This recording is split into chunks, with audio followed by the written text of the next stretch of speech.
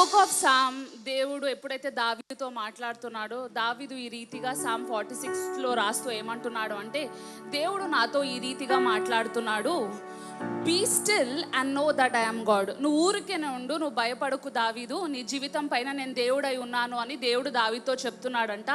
ఒక టైం వస్తుంది, ఎటువంటి టైం అంటే ఈ భూమి మొత్తం నన్ను ఆరాధించే టైం వస్తుంది అని దేవుడు ఎప్పుడు చెప్పాడంట దావీదుకి? ఆ కాలంలో చెప్పాడంట. ఆ మాట వ్యర్థమైందా అండి? ఆ మాట వ్యర్థమైందా?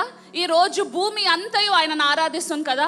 ఒకవేళ దేవుడు దావీదుకు ఆ రోజు వాగ్దానము చేసి నువ్వు ఊరికేనే ఉండు, నేను నీ దేవుడై ఉన్నాను అని చెప్తే, ఈ రోజు నేనేం నమ్ముచున్నాను అంటే, దేవుడు మీకు ఇచ్చిన ప్రతి ఒక్క వాగ్దానము వ్యర్థము కాదు అని నేను నమ్ముచున్నాను. ఆయన నిన్న నేడు నిరంతరము ఏకరీతిగా ఉన్నవాడై ఉన్నాడు.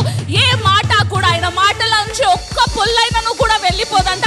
Today I'm here to declare and decree, దేవుడు మీ జీవితం పైన ప్రతి ఒక్క మాట నెరవేరును గాక. ఏది కూడా వ్యర్థము కాదు. కానీ అందరం కలిసి ఒకసారి ఆ గొప్ప దేవునికి స్తుతులు చెల్లించుకుందామా? Can we give him an offering of praise and thank the Lord for his goodness? He is merciful, his love endures forever. There is no God as he is. ఆయన వంటి దేవుడే లేడంట. ఆయన గొప్ప దేవుడు అంట. ఆయన మాట ఎప్పుడు కూడా తీసివేయలేము. He is forever and forever and forever the mighty God of all time. Hallelujah.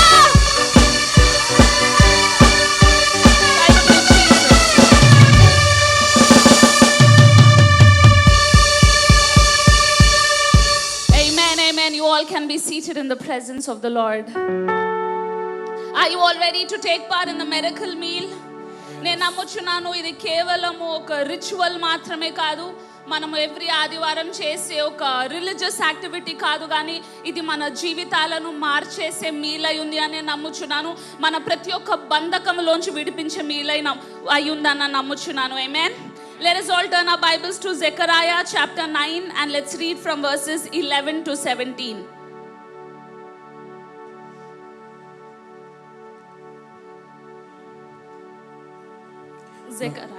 Zechariah 9 verses 11 to 17. మరియు నీవు చేసిన నిబంధన రక్తమును బట్టి తాము పడిన నీరు లేని గోతిలో నుండి చెరపట్టబడిన నీ వారిని నేను విడిపించేదను. బంధకములలో పడియుండియు నిరీక్షణ గలవారులారా, మీ కోటను మరలా ప్రవేశించుడి, రెండంతలుగా మీకు మేలు చేసేదనని నేను మీకు తెలియజేయుచున్నాను. యూదా వారిని నాకు విల్లుగా పంచుచున్నాను, ఎఫ్రాయిము వారిని బాణములుగా చేయుచున్నాను. సియోను నీ కుమారులను రేపుచున్నాను, శూరుడు ఖడ్గము ప్రయోగించినట్లు నేను నిన్ను ప్రయోగింతును.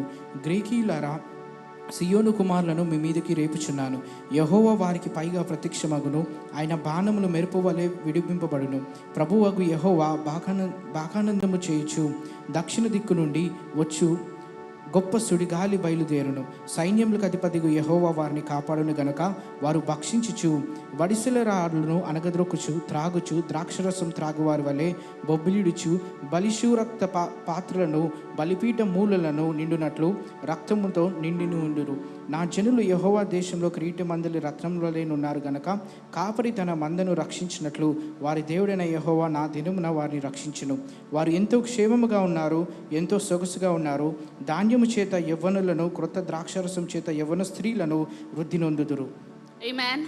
సో మనం ఎప్పుడైతే ఈ స్క్రిప్చర్ పోర్షన్ చూసుకుంటామో, మనం నార్మల్గా ఈ స్క్రిప్చర్ పోర్షన్ ఎప్పుడు వాడతామంటే పామ్ సండే రోజు వాడతాం. వాట్ డు వి సేస్, యేసుక్రీస్తు ఏ రీతిగా వచ్చాడు అంటే ఒక డాంకీ పైన వచ్చాడు అనే ప్రవచనం నెరవేరింది అని మనం అందరం మాట్లాడుకుంటాం. కానీ ద యాక్చువల్ ప్రామిస్, యేసుక్రీస్తు వారు వచ్చిన తర్వాత యేసుక్రీస్తు వారు తన జనులకు ఏం చేయబోతున్నారు అన్న ప్రవచనమే ఈ బుక్ ఆఫ్ జెకరాయాలో మనం చూస్తాం. యాక్చువల్లీ ఈ ప్రాఫెసీ ఒక 2 తరము వాళ్ళకి ఇచ్చారు. ఎవరికి అంటే for Judah and for Ephraim. Judah ఎవరై ఉన్నారంటే, I think you all know, he is the son of Jacob. He is the 4th son of Jacob. అలాగే యూదా ఎవరనగా యాకోబు యొక్క 4వ కుమారుడై ఉన్నాడండి. And Ephraim was the son of Joseph. అలాగే ఆయన ఎఫ్రాయిము ఎవరనగా యోసేపు యొక్క కుమారుడై ఉన్నాడు. So after the reign of Solomon, అలాగే సొలొమోను యొక్క వర్షము తర్వాత కడవరి వర్షం తర్వాత the Israelites, the 12 tribes of Israelite had to split. అలాగే ఇశ్రాయేలు అనగా 12 గోత్రముల ఇశ్రాయేల్ వారు ఏం చేశారనగా వారందరూ వేరు వేరు స్థలాలకు వెళ్ళారు. So they వెళ్ళారు. have been divided into 2 tribes. అలాగే 2 గోత్రములుగా వారు విభజించబడ్డారు. One is the tribe of Judah. మొదటి గోత్రం ఏమిటనగా యూదా గోత్రము. And the other one గోత్రము. was the tribe of Ephraim. రెండోది ఏమిటనగా ఎఫ్రాయిము యొక్క గోత్రమై ఉన్నది. So from the tribe of Judah we see that David, Jesus and all of the lineage was coming from the tribe of Judah. అలాగే యూదా గోత్రంలో చూసినట్లయితే యేసుక్రీస్తు సంతతి వారికి అలాగే యేసుక్రీస్తు వీరందరూ కూడా యూదా గోత్రం సింహం దాని నుంచి వచ్చారండి. And rest remaining tribes together are called the tribe of Ephraim. అలాగే మిగతా వారు ఎవరనగా వారందరూ కూడా ఎఫ్రాయిం వారి యొక్క గోత్రానికి చెందిన వారు. So these are the people who are fallen away from God. అలాగే దేవుని నుంచి దూరంగా వెళ్ళిపోయిన వాడు These పడిపోయిన are the వారైనారు. people who did not keep the commandments of God. ఆ దేవుని యొక్క ఆజ్ఞలకు విధేయత చూపని వారైనారు. These are the people who went back into idol worships and went away from the calling of God. దేవుని యొక్క పిలుపును మరిచి విగ్రహారాధన వైపు తిరిగిన వ్యక్తులై ఉన్నారు So వీరందరూ. now Zechariah is prophesying and telling that Jesus is coming not only to come but he's coming so that he can bring these two tribes together again. అలాగే జకరియా ఏమని ప్రవచిస్తున్నాడు అనగా యేసుక్రీస్తు వస్తున్నాడు, యేసుక్రీస్తు వచ్చేది కేవలము ఆయన మన కోసం మాత్రమే కాదు కానీ ఈ యొక్క గోత్రం వారిని తిరిగి మరలా సంధి చేయడానికి So చెప్తున్నాడు. now మీ అందరికీ అర్థమైంది కదండి the reason why the prophecy is coming. So ఎవరైతే దేవుని దగ్గర నుంచి వెళ్ళిపోయారో లేకపోతే ఎవరైతే దేవుని యొక్క ప్రణాళికలోంచి దూరం అవ్వబడ్డారో లేకపోతే జెంటైల్స్ ఎవరైతే అన్య జనులు ఉన్నారో యేసు ప్రభు వారు ఎందుకు వస్తున్నారో అంటే యేసు ప్రభు వాళ్ళ పిల్లలని అదే రీతిగా అన్య జనులను అందరినీ కలిపి వాళ్ళకు ఒక వాగ్దానమును ఇవ్వడానికి వచ్చాడు. మనం డ్యూట్రానమీ చాప్టర్ 28 చూసుకున్నట్లయితే కొన్ని గొప్ప గొప్ప వాగ్దానాలు దేవుడు తన పిల్లలకి మాత్రమే ఇస్తాడు. అవి కేవలం వాళ్ళ పిల్లలకి మాత్రమే. కానీ ఈ జెకరియా చాప్టర్ 9లో మనం ఏం చూస్తున్నాము అంటే జెకరియా ప్రవచిస్తూ ఏమంటున్నాడు అంటే ఒక సమయం రాబోతుంది. ఏ సమయం అంటే మెస్సయ్య రాబోతున్నాడు. మెస్సయ్య వచ్చిన తర్వాత ఆయన రక్తము ద్వారా ఒక నిబంధనను చేస్తాడు అని అంటున్నాడు. And we have to understand the blood of the covenant. ఈ బ్లడ్ ఆఫ్ ద కవెనెంట్ మనకి ఎప్పుడైతే అర్థం అవుతుందో మన జీవితాలు మారిపోతాయి అని నేను నమ్ముచున్నాను. సో కేవలము మనుషులు ఏ రీతిగా వాగ్దానము చేస్తారు అంటే వాళ్ళ నోటి మాటల ద్వారా వాళ్ళు వాగ్దానం చేస్తారు. కానీ ఇది ఎప్పుడైతే నిబంధన చేస్తాడో దేవుని మాట మాత్రమే చాలు కదండి.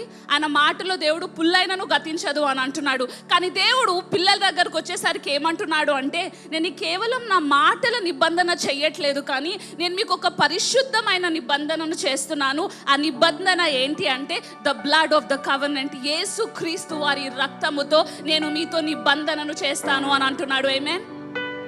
మనం ఓల్డ్ టెస్టిమెంట్ చూసుకున్నట్లయితే వాళ్ళు కూడా సాక్రిఫైసెస్ చేసేవాళ్ళు, వాళ్ళు కూడా బ్లడ్ కవెనెంట్స్ చేసేవాళ్ళు. కానీ ఆ బ్లడ్కి యేసు క్రీస్తు బ్లడ్కి ఏంటి డిఫరెన్స్ తెలుసా అండి? Even if we go back specially towards the north side of the country లేకపోతే క్యాల్కటా ఇలాంటి ప్లేసెస్లో మీరు చాలా విచ్ క్రాఫ్ట్ని చూస్తారు.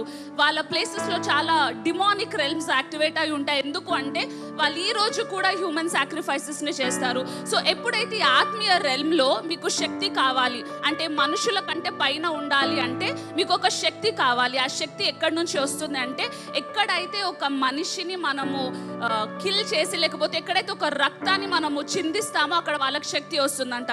సో ఈ డీమన్స్ ఏం చేస్తాయి అంటే ఎవ్రీ సంవత్సరము ఒక ఇన్నసెంట్ వాళ్ళని తీసుకుంటారంట. ఈ చిన్న పిల్లల్ని పట్టుకొని ఎవ్రీ సంవత్సరము వాళ్ళు బలి అర్పిస్తారు. ఎందుకు అంటే ఆ బలి ఏంటి అంటే ఆ బలిలో ఒక్కసారి ఆ సాక్రిఫైస్ లోంచి మనం రక్తం తీసేసినట్లయితే ఆ బలి చనిపోతుంది.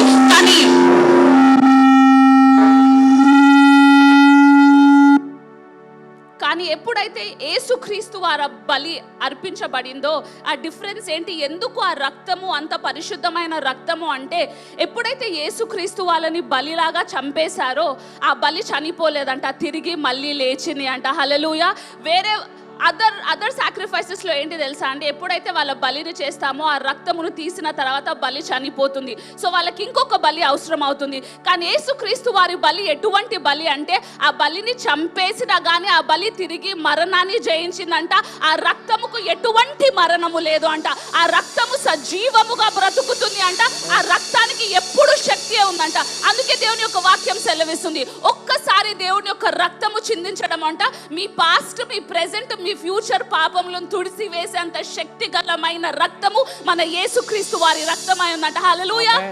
అండ్ దేవుడు మీతో ఏమని నిబంధన చేస్తున్నాడంటే నేను మీతో గొర్రెల రక్తముతో నేను మీకు నిబంధన చేయట్లేదు కానీ నేను ఎటువంటి రక్తముతో మీకు నిబంధన చేస్తున్నాను అంటే అన్ని శక్తులు ఉన్న యేసుక్రీస్తు వారి రక్తముతో నేను మీకు నిబంధన చేస్తున్నాను. ఎందుకంటే ఎటువంటి శాతాను శక్తులు కూడా మీ పైన పని చేయలేవు, ఎటువంటి ఓటమి కూడా మీ ముందు నిల్చోలేదు. ఎందుకంటే మీరు తీసుకుంటున్న రక్తము అంట అన్ని రక్తముల కంటే పై ఉన్న రక్తము అంట. మీరు తీసుకుంటున్న రక్తములో అంట యేసుక్రీస్తు వారి జీవము ఉంది అని వాక్యం సెలవిస్తుంది. మీరు తీసుకుంటున్న రక్తములో అంట ఎక్కడా లేని ఆశీర్వాదములు అన్ని అందులో దాగి ఉన్నాయంట. హల్లెలూయా. Can we take 2 minutes to read the promises? ఒక 2 నిమిషాలు మనం దేవుడు ఏమి వాగ్దానాలు చేశాడో చూసుకుందాం. అయితే ఇక్కడ జెకర్యా అన్న ప్రవక్త అంటున్నాడు, యేసుక్రీస్తు వారితో ఒక నిబంధనను చేసుకుంటారు.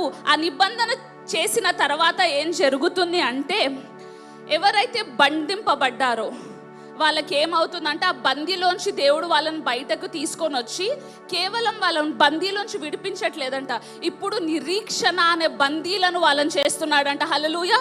నిరీక్షణ అనే బంధింపు అంటే ఏంటి తెలుసా అండి?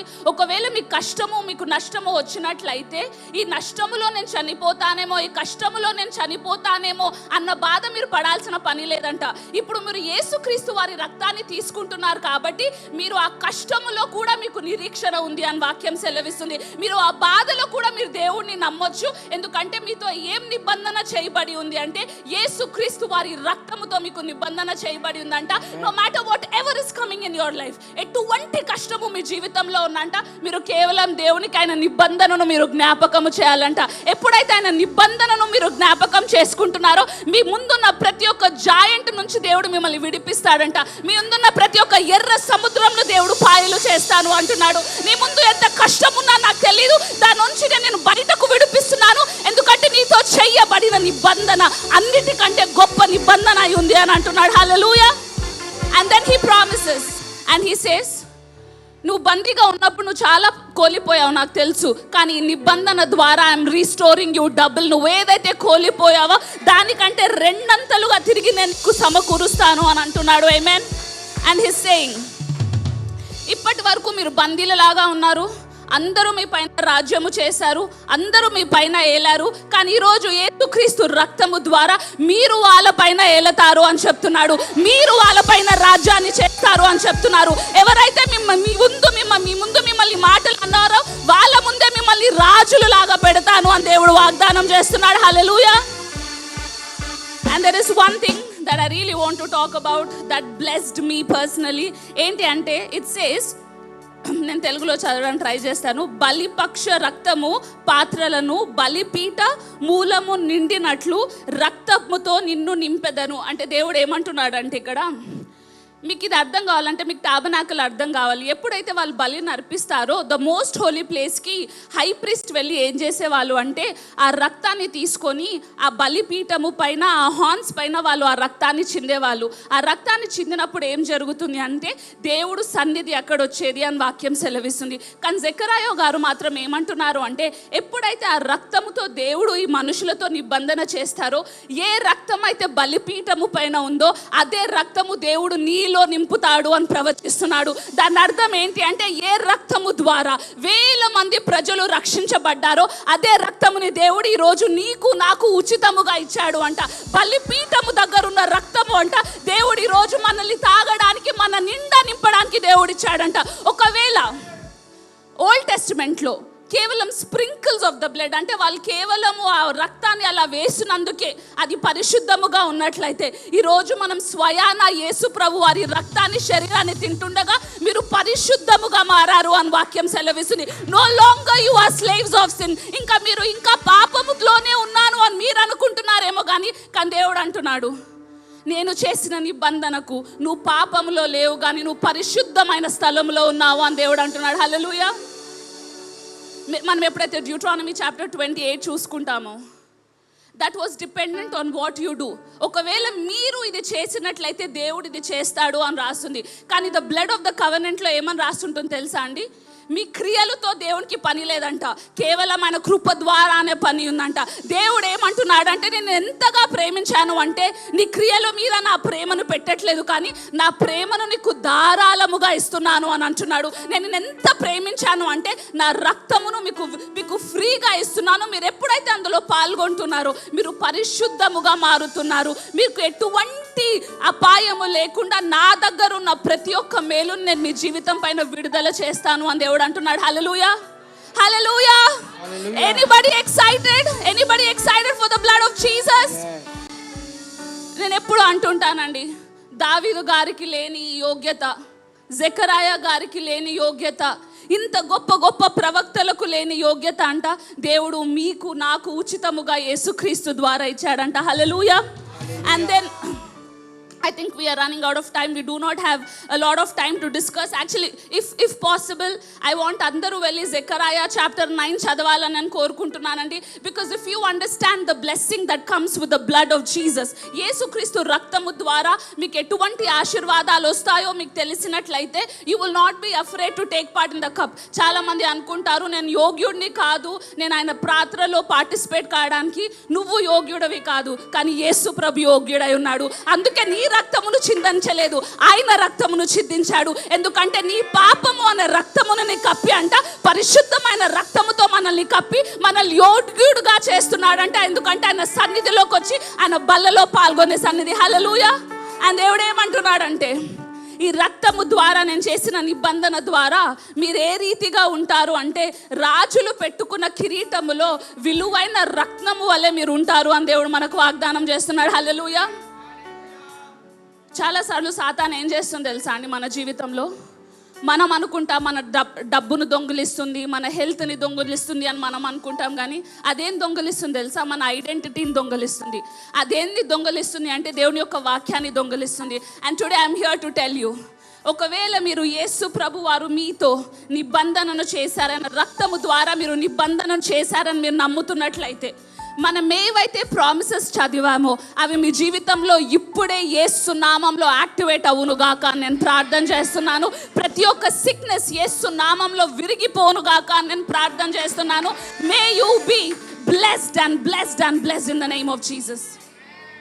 అండ్ ఈ ఎంటైర్ జెకరియా చాప్టర్ని క్లోజ్ చేస్తూ ఒక మంచి వర్స్ రాస్తారు. ఏంటి అంటే ఇవన్నీ నేను మీకు చేస్తాను అండ్ మీ పిల్లలు కూడా ఫ్లరిష్ అవుతారు అని చెప్పి. So it's a promise that ఒకవేళ మీరందరూ బల్లలో పాల్గొంటున్నట్లయితే కేవలం మీరు మాత్రమే ఆశీర్వాదాలు పొందుకోవట్లేదంట, మీరు తరతరములకు ఈ ఆశీర్వాదాన్ని పంపిస్తున్నారంట.